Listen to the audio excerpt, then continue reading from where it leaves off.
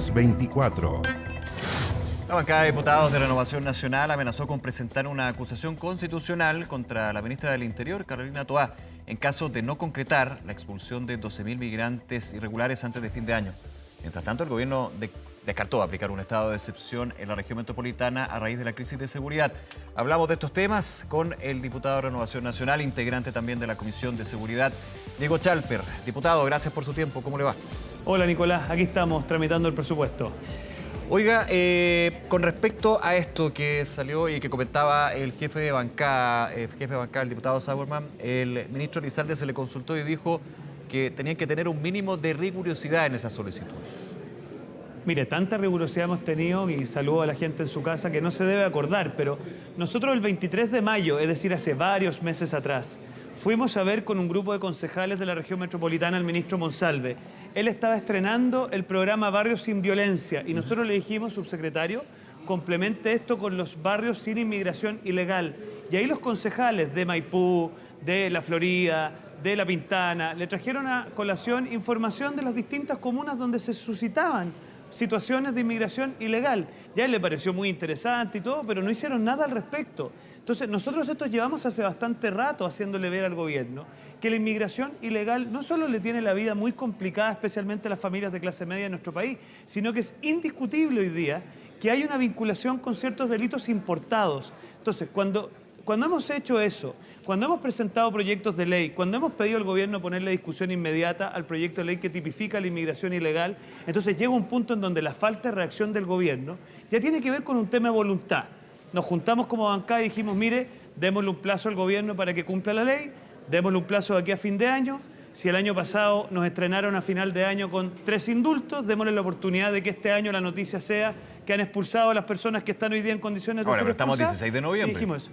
Bueno, pero a ver, si esto es una... A ver, perdón, yo quiero decirle a la gente en su casa, expulsar administrativamente a aquellos que no se regularizaron cuando se establecía, y para qué decir a aquellos que cometen delitos, es un mandato legal. En esto el director de Migraciones y su superior jerárquico, que es la ministra del Interior, tienen que cumplir la ley. Entonces nosotros hemos dicho, mire, si usted de aquí a fin de año mantiene este incumplimiento legal, bueno, la bancada de Renovación Nacional en aplicación del artículo 52 de la Constitución, obviamente tiene que ejercer la atribución que corresponde y acusar constitucionalmente. A ver, en esa rigurosidad, el ministro Elizalde decía, lo voy a citar, se le está pidiendo a la ministra Toá, al gobierno, a la ministra Toá en este caso, que en un mes y medio se proceda a un número de expulsiones que es casi 10 veces lo que el presidente Piñera hizo en 4 años. Hubo en 4 años, dijo, un poco más de 1.300 expulsiones. En el gobierno anterior se le está pidiendo 12.000 en lo que queda de año a este gobierno. Ahí habla de rigurosidad y de hechos prácticos, digamos. Sí, tuvimos la posibilidad de discutir con él el tema. Lo que al ministro Elizalde se le olvida es que la nueva ley no estaba vigente. Por lo tanto, no tenía las facilidades que hoy día tiene a través de las expulsiones administrativas. No tenía las dos cosas que ellos nos pidieron. Si ellos nos pidieron que dejáramos atrás la notificación personal y se pudiera notificar por carta certificada. Ellos nos pidieron que extendiéramos el plazo para que la PDI tuviera más posibilidad de actuar. Entonces, cuando les hemos dado las facilidades, que ellos digan que no tienen las condiciones, perdóneme Nicolás, pero en el gobierno pasado, la oposición presentó un recurso ante el Tribunal Constitucional, liderado por el presidente Boric, para impedir las cosas que hoy día nosotros estamos pidiendo. Entonces, equiparar las dos situaciones es imposible, porque esta oposición, lejos de la anterior, lo que quiere es que el gobierno empatice con esas miles de familias de clase media que están desesperadas con las situaciones de inmigración ilegal que le afectan día a día su vida cotidiana y que haga lo que la ley les mandata a hacer. Entonces, dado que tiene una oposición llana y no una oposición obstruccionista en esta materia como la tuvimos nosotros, ojalá el gobierno aproveche esa posibilidad. Ahora, igual se levanta la posibilidad de una acusación constitucional en contra de la ministra del Interior. En términos de cómo entendería esto es un ultimátum, ¿o no? Es que ¿sabe lo que pasa? El ultimátum no lo damos nosotros, lo da la gente en la calle. Yo tuve la oportunidad de estar en mi distrito, en la semana distrital, y cuando usted va a los sectores urbanos, a los sectores donde está hoy día el narco involucrado hasta la vena, lamentablemente, lo que la gente le pide desesperadamente a uno, ¿qué tiene que pasar para que se expulsen los inmigrantes ilegales? Si los delitos que hemos conocido, el secuestro que conocimos, el secuestro extorsivo en la ciudad de Rancagua, son delitos importados que están inevitablemente vinculados en la gran mayoría de los casos a inmigración ilegal. Entonces, yo le hago un llamado a la ministra Toá, al subsecretario y por obviamente al presidente, que se den cuenta que en esto están totalmente desalineados con la ciudadanía. La ciudadanía lo que les pide es que tengan mano efectivamente dura para hacer lo que hay que hacer. El ministro del Interior subrogante, Manuel Monsalve, apuntaba un tema práctico dentro de su explicación, dentro de este número. Él hablaba de que de los pendientes, me puedo equivocar, a 22.000 migrantes irregulares con expulsión por algún tipo de delito, se rebajó desde que llegó al gobierno a 12.000.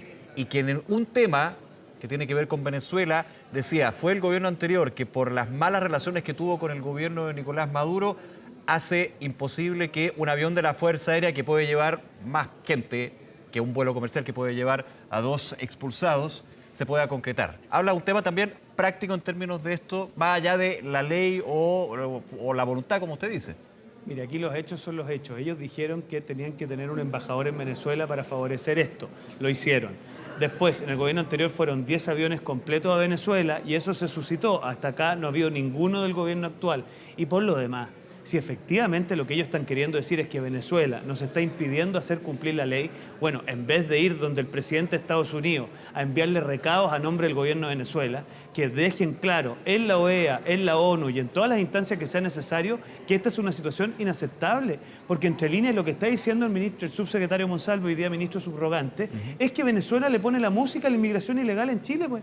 Y que nosotros no podemos hacer cumplir la ley y pero un expulsar a los impedimento, inmigrantes. tampoco uno puede llegar con un avión de la Fuerza Aérea chilena a un espacio donde no está permitido. Sabemos lo que eso significa, un conflicto internacional. Pero Nicolás, usted sabe que eso se hizo 10 veces en el gobierno anterior y usted sabe también ¿con vuelos comerciales? Está bien, pero bueno, a ver, yo le quisiera al gobierno esos comerciales hoy día, le aseguro que varios es lo único que quieren. Aquí en el socialismo democrático hoy día ya no les quedó otra que sumarse a esto, porque ya el clamor es tan desesperado que ya solamente queda el Frente Amplio y el comunismo en este sueño lírico de la inmigración sin límites que termina afectando a las familias chilenas. Entonces yo lo que le pido al gobierno, si efectivamente el problema es Venezuela tan así, bueno, que lo digan expresamente, que hagan los canales diplomáticos correspondientes, pero el gobierno anterior pudo transitar con 10 aviones hacia allá y no encontró en esto un impedimento. Está este tema, en términos de la seguridad, hablando de migración irregular de delincuentes, de migrantes irregulares delincuentes, hay que también enfocarlo desde ese punto de vista. Pero ¿qué pasa con aquellos que no delinquen y que están en una situación de regularizar? Y sabemos que la regularización de la situación migratoria en Chile lleva muchísimo tiempo. Se ha tratado de ir avanzando en eso, pero siempre te dicen, bueno, yo estoy a la espera. Es bien complejo. Muchas veces se terminan yendo porque finalmente terminan en ese problema. Sí, lo que pasa es que yo distingo aquel que ha iniciado su proceso de regularización, donde se ve una intencionalidad de incorporarse al plano de la regularidad, de la información, de los datos, y aquellos que están irregulares en Chile ya hace bastante tiempo y que si no han tomado las acciones pertinentes para iniciar un proceso de regularización es porque Nicolás, al menos supongamos, que les acomoda estar en la irregularidad, que les acomoda estar en la clandestinidad, y eso ningún país lo puede soportar. Usted comprenderá que cuando personas cometen delito, y en esto el fiscal nacional cuando aplicó el llamado criterio Valencia y dijo, mire, si usted toma detenida a una persona que no tenemos identificada, tiene que pedir la prisión preventiva.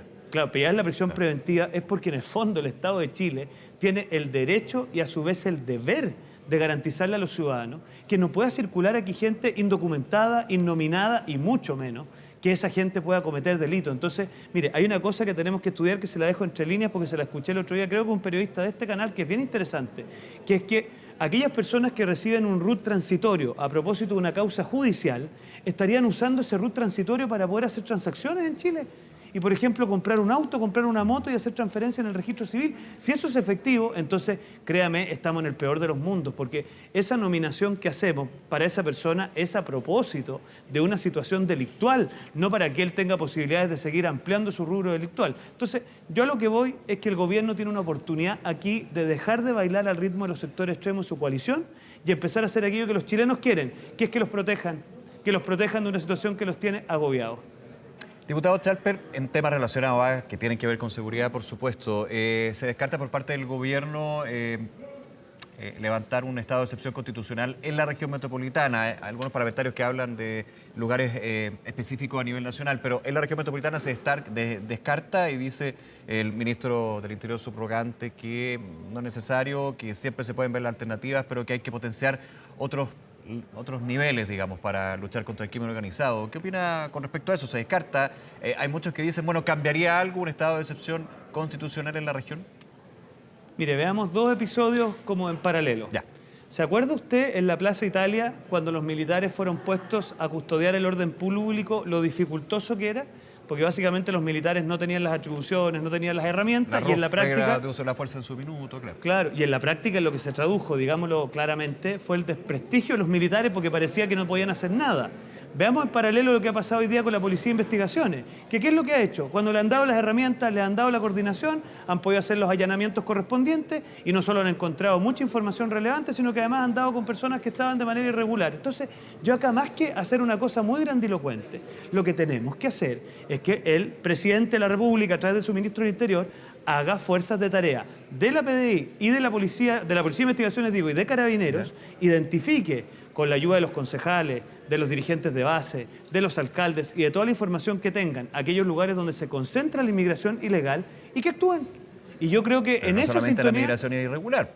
Si estamos hablando de organizaciones criminales que pueden ser chilenos o no chilenos. Estoy claro.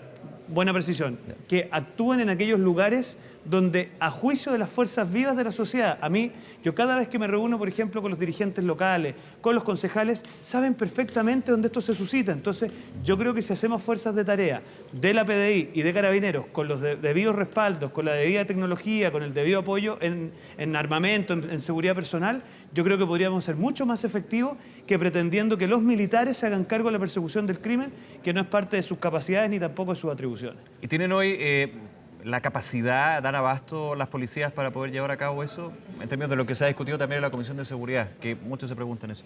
Mire, yo tengo Sin desmerecer el suerte... trabajo de las policías, pero entendiendo que estamos en una lógico. crisis de seguridad, en ese Sí, contexto lo pongo. Su pregunta es válida e importante. Mire, yo pudiendo haber tenido el gusto de hablar con digamos, el general director y con el director general de la PDI de Carabineros, ellos nos dicen que tienen la capacidad, tienen la disposición, pero obviamente se necesita un trabajo de coordinación, de optimización de recursos y al final del día también de disponer los medios para que eso suceda. Yo al menos creo que el camino es fortalecer la labor policial y no pretender que el rol de los militares venga a suplir la tarea que Carabineros de Chile y la PDI pueden cumplir a total cabalidad. Claro, hay algunos actores, entre ellos, por ejemplo, el gobernador de la región metropolitana, Claudio Rego, nos tocó conversar hace un día, de hecho, con él, que no sé si asimila, pero sí pone el caso y el ejemplo de la Araucanía, donde hay un estado de excepción constitucional, donde el gobierno ha dicho que han bajado los delitos, desde su sector dicen que no están así, pero bueno, está el estado de excepción presente. ¿Por qué no en otras regiones del país donde finalmente puede haber un